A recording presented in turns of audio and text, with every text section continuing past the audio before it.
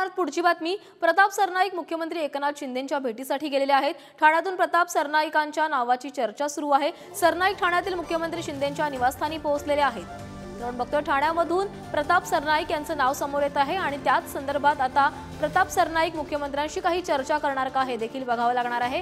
प्रताप सरनाईक हे मुख्यमंत्र्यांच्या निवासस्थानी पोहोचलेले आहेत। याबाबत अधिक बोलण्यासाठी आमचे प्रतिनिधी निकेश शार्दूल आपल्यासोबत जोडले गेलेत। निकेश, महायुतीमधील ठाण्याच्या जागेवरचा अद्याप कोणताही उमेदवार निश्चित झालेला नाहीये, त्यातच प्रताप सरनाईकांच्या नावाचीही चर्चा सुरू होतीये। आता प्रताप सरनाईक मुख्यमंत्र्यांच्या भेटीसाठी गेलेले आहेत, काय अधिकची माहिती समोर येते?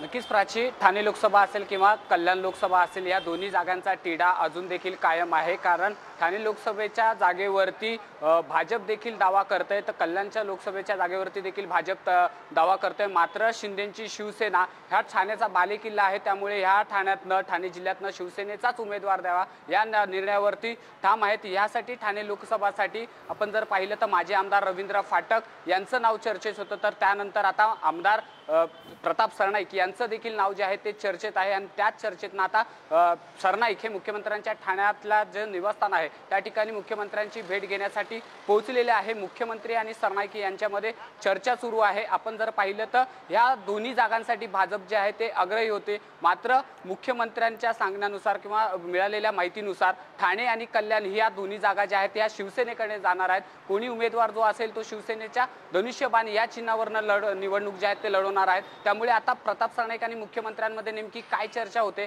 नेमकं ठाण्यातला ठाणेदार आणि उमेदवार कोण हे देखील तितकंच पाहणं गरजेचं नारायण आहे। मात्र दुसरीकडे जर आपण पाहिलं तर बारामतीतनं निवडणूक लढवण्यासाठी तयार असलेले शिवतारे हे देखील गेल्या दीड तासापासून मुख्यमंत्र्यांच्या निवासस्थानी आहेत।